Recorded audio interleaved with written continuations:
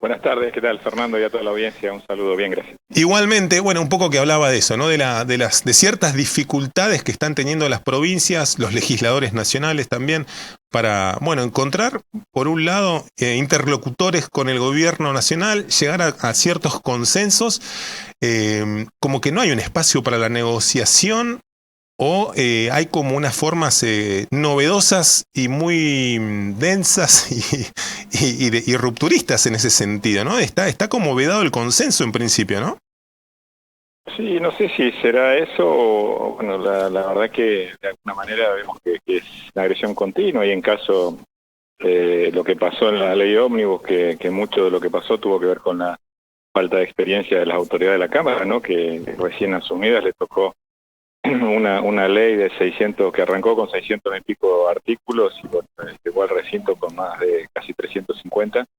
Creo que fue un debut con bastante exigencia para autoridades nuevas, un bloque como el de la Libertad Avanza que creo que muchos de esos inclusive ni se conocían previamente o no es una fuerza política o que tenga una cohesión por un espacio político, una ideología compartida, ¿no? Entonces realmente una complejidad para el tratamiento y algo que generó y justamente quien estuvo acá estos días, que es Sago quien preside el bloque de la Libertad Avanza, fue el que pidió de alguna manera el cuarto intermedio pensando que pedía ir a boxes y básicamente la mandó a desguace a la ley, ¿no? La mandó a un punto que hoy ya es difícil que vuelva al Congreso tal como estaba y sí va a tener que ser desguazada en leyes más chicas que creo que también pueden hacer a una mejor calidad de discusión por temas y que salgan más rápidamente y con prioridades, ¿no? Porque era una ley que contemplaba gran cantidad de cosas de diferentes, iba desde mezclaba papas con manzana, hablando en criollo, y realmente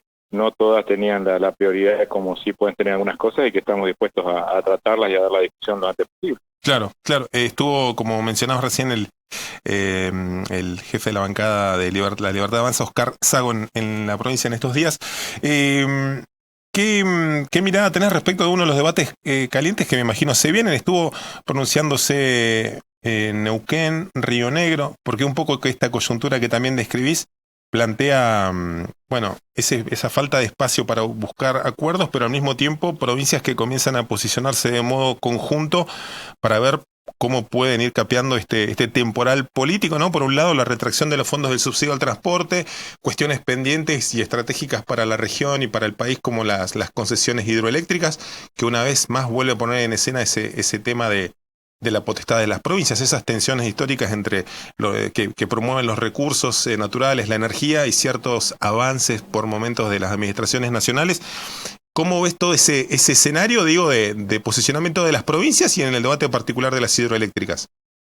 Y creo que es una constante, ¿no? Este gobierno, porque muchas veces se refiere a la Constitución como la de 1853, se olvidan de la del 94, que es la que otorgó o ratificó que los recursos naturales eran de las provincias y creo que en este olvido, en querer obviar esa reforma es que quieren avanzar. En la ley ómnibus nos costó una discusión muy fuerte el que sean tanto nosotros como los gobernadores que se pusieron firmes y distintos actores porque volvía a la ley previa a la concesión y no tomaba los derechos de alguna manera como poder concedente a la provincia, ¿no? Lo obviaba y ponía a la nación en muchos casos como que era la dueña de los recursos y eso se había trabajado bastante en poder revertirlo y ahora lo volvemos a vivir con esto de las hidroeléctricas y que específicamente cuando estuvo en el plenario de comisiones Chirilo, ¿no? Eduardo Rodríguez Chirilo, que Ujú. es el secretario de Energía, yo le hice la consulta por las hidroeléctricas y por qué habían ninguneado a las provincias.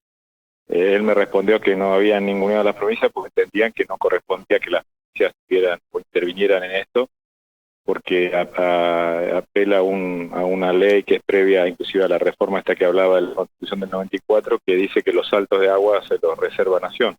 Ujú. Pero en todo caso puede ser una cosa el salto de agua, pero el agua que circula por adentro del salto, la que hace que se muevan las turbinas, es de las provincias y creo que en ese sentido lo más sano sería y maduro en este tipo de cosas sería sentarse con las provincias y dar una discusión en este sentido y evitar que se avance en la posible judicialización de estos temas. Y de hecho con el diputado de Sargás, ante la inminencia que vencían en febrero las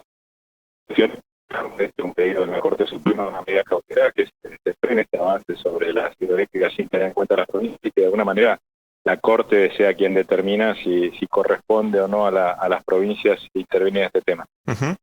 Estamos hablando con Pablo Servi, diputado nacional de la Unión Cívica Radical por Neuquén.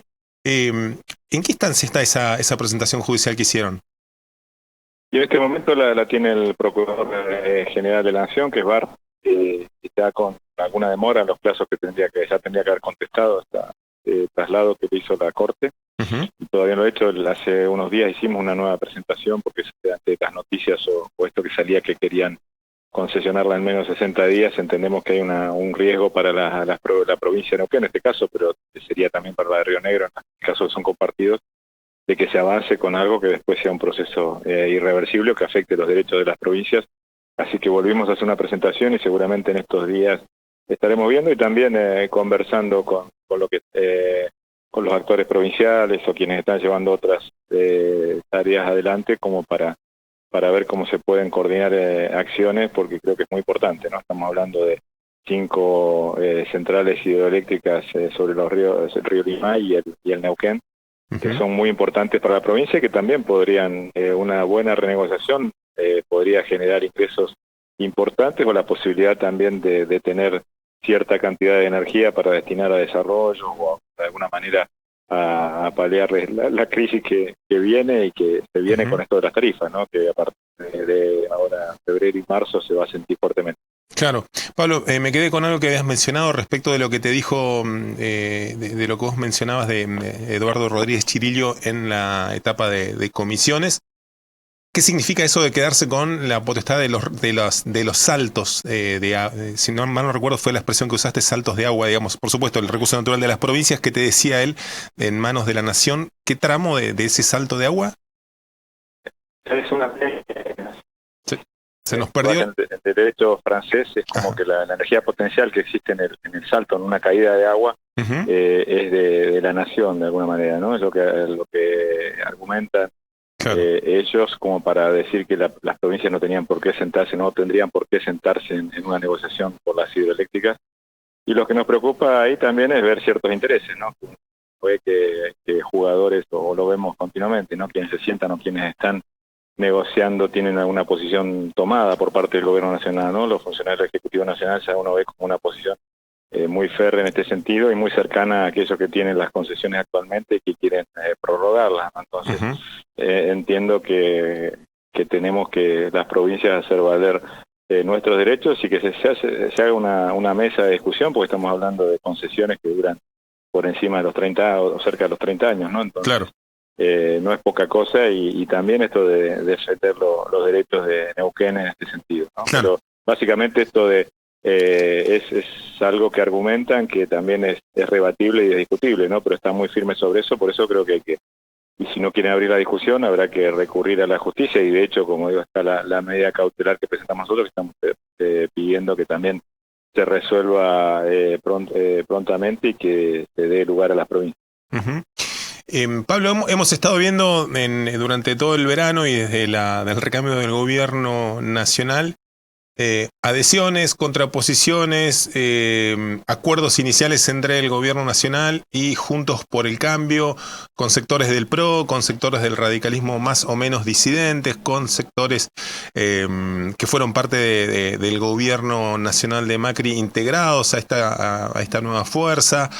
¿Cómo definirías el espacio político opositor de Juntos por el Cambio en este escenario, en este contexto, y también ante la posibilidad, se habla de una negociación, de un nuevo acuerdo entre el macrismo y el PRO, y la veña política o el respaldo político que le podría estar dando a Javier Milei de modo adicional en una coyuntura cada vez más compleja en materia económica y en materia política? ¿Cómo definís el espacio político que se llama Juntos por el Cambio y el rol de la UCR y tu rol particular dentro de ese espacio? En principio lo que ha quedado claro en el Congreso, por lo menos, que como tal no sigue existiendo, ya el PRO está más cercano, de hecho votó con la Libertad Avanza y ya están hablando de algún tipo de acuerdo más allá de lo legislativo, de lo que pueda hacer el votar en conjunto. En ese caso, dentro de la UCR tenemos distintas miradas, ¿no? Aquellos que quieren, de alguna manera, ayudar más al gobierno, están más cercanos al PRO, hay gobernadores que hoy están en función, entonces también necesitan de alguna manera tener interlocución o generar cuestiones para sus provincias, y un porcentaje de la Unión Cívica Radical, que entendemos que la posición que quedamos, y el no haber sido electo, por lo menos los espacios que apoyábamos nosotros, tenemos que acompañar a este gobierno para darle herramientas, pero también siendo o marcando aquello que creemos que no está bien, y siendo una oposición responsable, así como también este bloque de intermedio que lidera Miguel Ángel Pichetto con los partidos provinciales, también están en esa línea, así que entiendo que en la medida que se pueda construir consensos hay números para llegar a la mayoría, pero no colabora mucho esta actitud del presidente, sobre todo de ahora estas visitas que tenemos del partido oficialista y que hablan de listas negras, ¿no? Que realmente es algo muy perverso y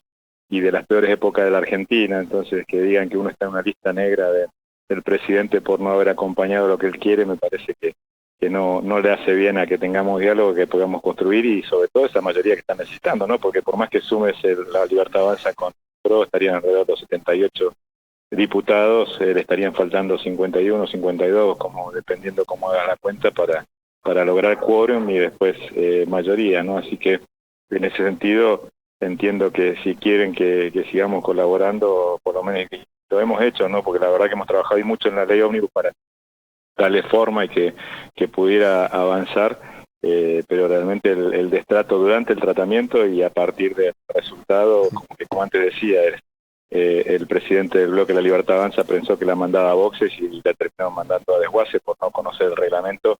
Creo que deberían hacer más autocrítica, tener un poco de humildad y plantear un diálogo sincero para que podamos avanzar, y todos queremos que la Argentina se vaya bien, y este gobierno tiene 4 años por delante, así que tenemos que acompañar. Está clarísimo. Muchas gracias, Pablo, que tengas buena tarde. Bueno, gracias a ustedes por el espacio y un saludo a toda la audiencia.